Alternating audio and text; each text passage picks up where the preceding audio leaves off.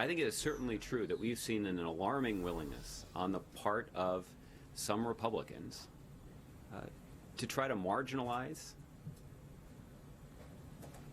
law-abiding, patriotic Muslim Americans.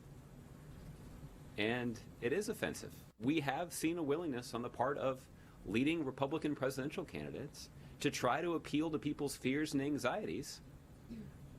And they capitalized on terrorist attacks to do exactly that.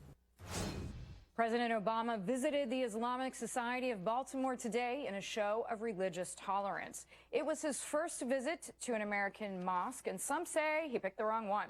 The center has past ties to the Muslim Brotherhood and the Northern Virginia Mosque, where at least one radical preached. American Islamic Forum for Democracy President Dr. Zuhdi Jasser is with me now. Dr. Jasser, great to see you. You say that the choice that the Obama administration let President Obama go to this particular mosque sends the wrong message. How did this happen?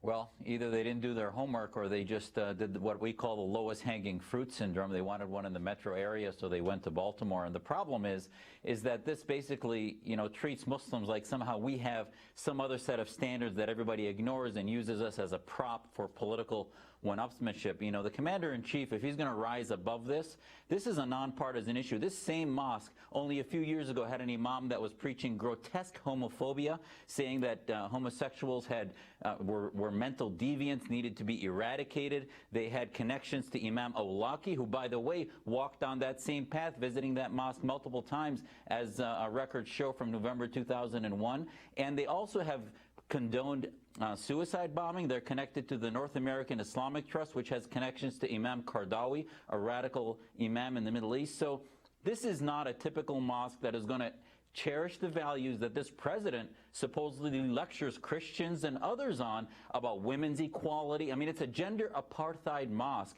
and yet doesn't apply to Muslims. He's only going to lecture tomorrow at the prayer breakfast to Christians on other things, which is sort of hypocritical. Dr. Jasser, I want to get back to you on the women's issues and how the differences between the genders are being treated, especially in Europe. But I just want to ask you quickly, do you agree with what's happening in France? That is to say, where they find a mosque either where an imam is preaching violence or actually has arms, which in some cases has happened, they just close it.